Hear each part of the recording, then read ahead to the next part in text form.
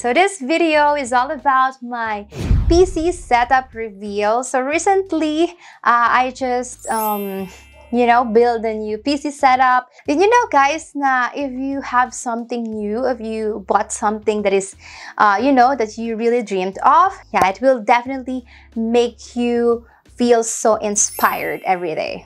Alright, so that's it. So ito na nga, simulan na natin. So, ito na nga guys, I'm gonna show each items that I got for my PC build. Alright, so that's the RTX GEFORCE 3060i and the ZOTAC gaming. So actually, minimalist lang naman to. Hindi naman siya super, super bongga ng design.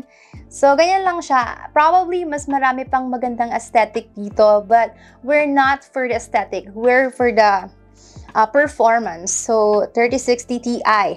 So I would highly suggest to all of you sa mga gustong mag-upgrade, ng mga baseline lang naman upgrade, hindi naman sobrang bongga, I would suggest na you guys would try the 3060 Ti instead of the 3060 kasi alam niyo yun, mas maganda rin yung pricing nito compared doon.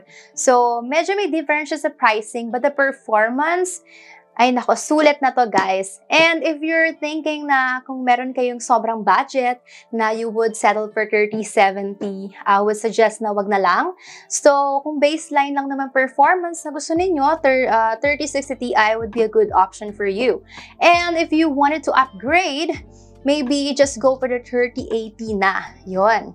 And then, I got this MSI motherboard. So, ito yung motherboard ko. Actually, black yung nabili kong motherboard or yun recommend sa akin.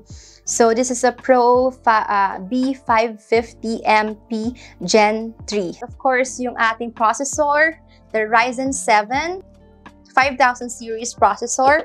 This one.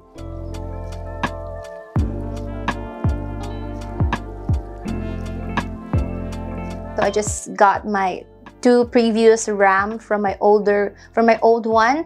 So yeah, ni-replace ko na lang, nilagay ko na lang dun sa bago. Dalawang 16 gig that makes it 32 gig of RAM. That's T-Force DDR4 gaming. I got the top of the line NVMe, which is the Samsung 1 terabyte. So this one, guys. 2 SSD. Yeah, the A400 SSD KINGSTON.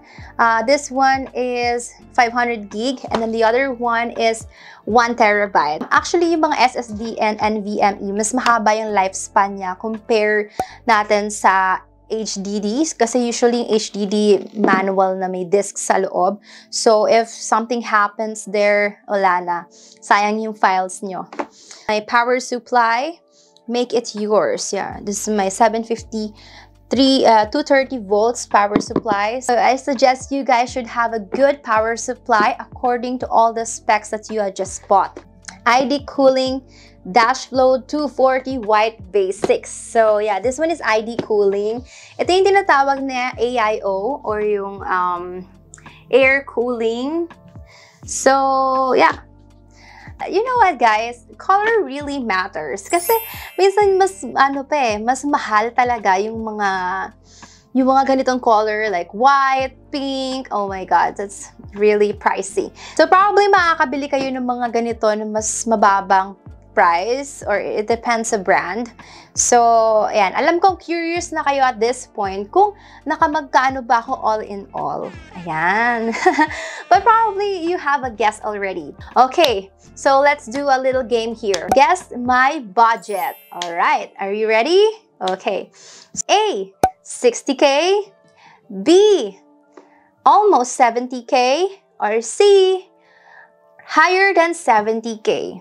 Alright, so we're talking about the PC setup lang yung system unit lang and all the components that I have here. So, siguro excluding na to, hindi na natin isasama to kasi galing to sa previous PC ko, yung dalawang RAM. And also siguro ito, hindi na rin to kasama kasi galing din to sa previous PC ko. Alright, so, ayan, hula-hula tayo guys. Kung napapanood mo tong video na to, maybe, eto na talaga yung sign para mag-upgrade ka. And ang may tamang makakahula ng tamang sagot ay, syempre may prize yan. I-announce ko ang winner sa ating live sa Facebook. So, make sure that you guys would follow my Facebook page, Carisha's Game Room. I'll put their link here. Alright, so ito tumatanging-ting na 69.9K. Ayan. O, diba? Paborito niya. Anyway, guys, so ayan na nga. All in all, naka 69.9K po tayo. So, paano naging 69.9K? This one is really pricey, but I think this one is an investment if you're really into upgrading. Yun. So, since nasa upgrading stage naman ako, hindi naman ako sa stage ng nagbe-build pa lang ng ngayong PC. So, I already have my previous PC. And if you guys are interested with my previous PC, I'm gonna sell it for a very good price and for a very reasonable price. And also, I'm gonna give you some freebies. So, I'll just put the link here.